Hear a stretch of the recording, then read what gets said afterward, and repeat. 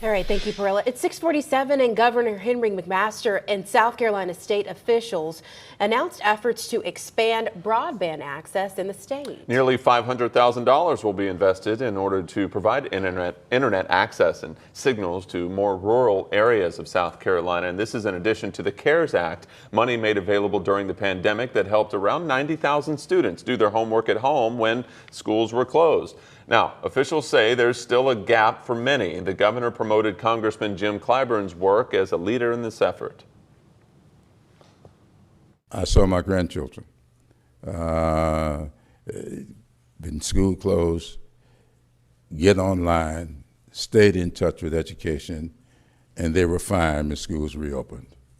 But their classmates were not fine. Some of them lost a year of school because they could not pass their proficiency exams. Currently, there are 30 internet providers in South Carolina. And at 6:48 today, voting rights are on the line at the Supreme Court. Justices will hear a case out of Alabama that could gut central part of the Voting Rights Act. Jared Hill is in Washington. At face value, this is a question over whether Alabama's 7 congressional districts need to be more diverse to accurately represent the diversity of the state. But the decision could have a much broader impact on the voting power of racial minorities across the country. Out of Montgomery, Alabama, home to some of the most pivotal moments in the civil rights era, a case before the Supreme Court that could strike down one of the movement's biggest achievements. It will have a major impact not only on redistricting, but also potentially on the elections in 2024. The question, whether Alabama drew congressional districts to water down the political influence of black voters. It comes after the state failed to create a second congressional district in a largely black area. In Alabama, black people make up about 27% of the population, but are the majority in just 1 out of 7 districts. Alabama's taking a very strong position in there, saying you can't take race into account at all, which seems to me to be hard to reconcile with the Voting Rights Act, which was there in order to assure that race is taken into account properly and not improperly. In a couple of weeks, the court is set to hear another voting rights case out of North Carolina. This one could restrict the ability to challenge election laws in the courts. Reporting in Washington, I'm Jared Hill. At 6:50, the House committee investigating the January 6th attack on the Capitol will likely hold its final hearing next week. Several sources say it will be held on October 13th. The hearing was originally scheduled for September 28th, but was postponed due to Hurricane Ian. Lawmakers say time is of the essence due to midterm elections.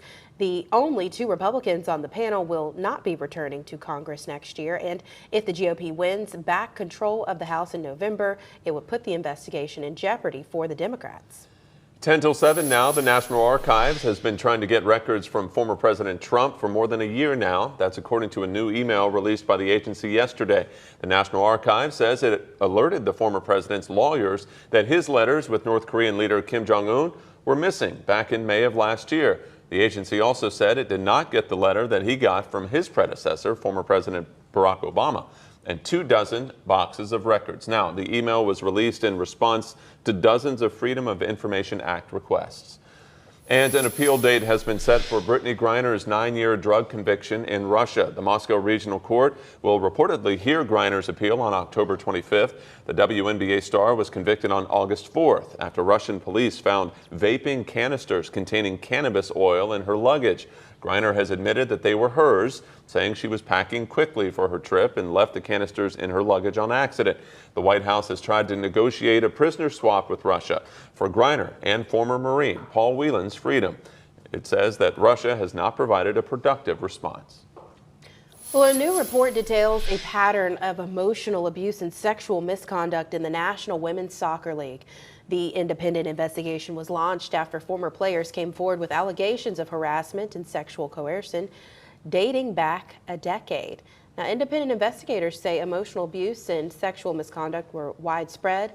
5 of the 10 head coaches in the league last season were either fired or have stepped down because of the allegations. The league said it would immediately review the report. The U.S. Centers for Disease Control and Prevention, the CDC, is ending another COVID procedure. They say that it will no longer maintain a country-by-country list of travel advisories related to the coronavirus. The health agency will only post a notice for a country if health officials are concerned about a particular variant or if there's another situation that would change the CDC's travel recommendations. The agency still advises anyone traveling out of the country to stay up to date on COVID vaccines and follow its guidance for international travel. It's 6:52, and Marvel released a new and longer trailer for Black Panther: Wakanda Forever. It's still unknown who will take over the role as the next Black Panther after actor Chadwick Boseman's death. He died in 2020 at the age of 43 following a battle with colon cancer. He's also an Anderson native. Fans have long speculated how the actor's death will be handled in the sequel. At the end of the trailer, a woman of unknown identity appears in a new Black Panther suit. In a recent interview, the president of Marvel Studios said it felt much too soon to recast the late actor's character. Black Panther: Wakanda Forever hits theaters November 11th. It's a good tease. We shall see. Yes, we shall. Cinderella is coming back to Broadway, but it's not the fairy tale you're used to. Theater icon Andrew Lloyd Webber announced his retooled version of the classic story called Bad Cinderella. This comes as Webber's famed musical, The Phantom of the Opera, is closing after over 30 years on stage. There's already a new leading lady. Now, her name is Lynette Janeo, and she stars in the title role of Bad Cinderella. The Brooklyn native, who calls herself a proud Dominican American, says fairy tale princesses usually didn't look like her when she was growing up. Bad Cinderella also tackles modern themes like body shaming and image, along with same-sex relationships. Previews of Bad Cinderella begin on February 17th. That's a cool way of premiering it. You see that? It said Cinderella, and then she spelled She out the started B and the graffiti. D for Bad Cinderella. Okay. All right, well, country music fans, get ready. Reba McEntire is extending her Reba Live and Concert Tour and will make a stop in South Carolina. She'll be at the Colonial Life Arena in Columbia on March 10th of next year. Special guests are Terry Clark and the Isaacs. Tickets go on sale Friday morning at 10. For a full list of Reba's tour stops, head to WYFF4.com.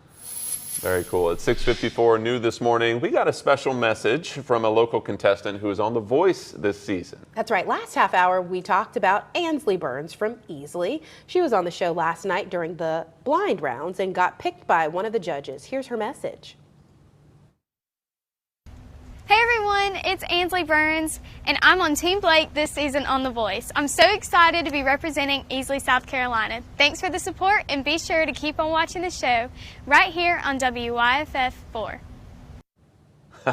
Thanks, Ansley. Yeah. That's awesome. As Ansley said, you can watch The Voice Monday and Tuesdays at 8 p.m. on WYFF4, and good luck to her. Yes. Break a leg, I mean, right?